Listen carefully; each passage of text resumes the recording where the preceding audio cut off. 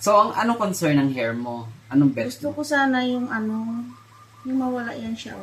Yung white hair. o- Pero hindi siya black. Ayaw mo ng Hindi, black. ayaw ko ng black. Gusto mo yung ganito pa rin siya. Oo. Oo. And then, Kung pwede bang may highlights? Pag may highlights, magkano siya? yes, pwede siya. Pwede natin later. Mm-mm. Pwede natin siya i-highlight, tapos color. Tapos how about, Yung haba niya yan ito na yung haba niya. Oo. Bobcat. Bobcat. Kung ibabagkat natin Oo. ito, later kasi, papariban mo ba? Mm-mm. Sige. Pag niriban kasi natin ito, haba pa to. Kaya nga, ang iniisip ko nga baka babawasan siya. Oo. Kasi- Haba pa to. Babawasan natin dito yung sa para likod. hindi siya na ng Tapos yan. dito naman pag ganito Oo, siya. oo, So, yun. ganun siya. Tapos ang concern is yung white hair Oo, matanggal and Sabi then ko, mas straight siya. oo. So, lagyan na natin na mamaya ng sa highlights line, lagyan na natin ng anti-freeze para hindi siya hindi siya masira. So, yun lang. Tingnan natin yung result mamaya. Ito yung hair sa likod. Although dito wala naman masyadong Wala white siyang hair. banda. Dito lang Dito talaga lang, sa harapan. Oo.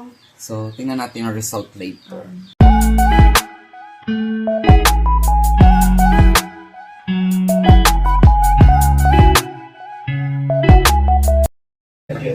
Okay. Finish na kami ni Madam. So, napakatagal ng proseso kahit paano dahil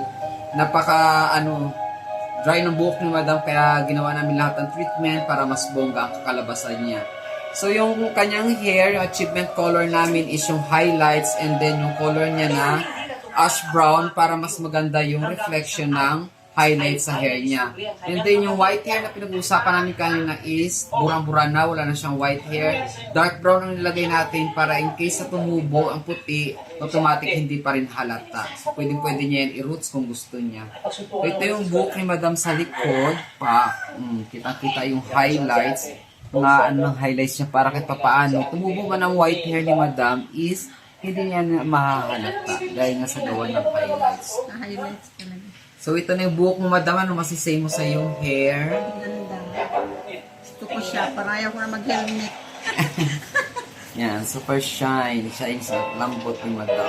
Achieve namin. Kakakanina masyadong buwaghag ang buhok ni Madam. Talagang hindi talaga compatible sa mukha niya. So, pero ngayon, volumize ang kanyang hair ribbon. Hindi yung flat na flat. Naka-volume para hindi yung tinatawag na parang dinilaan ng kalabaw ang buhok mo.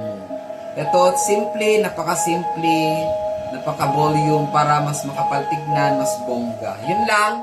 Thank you so much sa tiwala, Madam.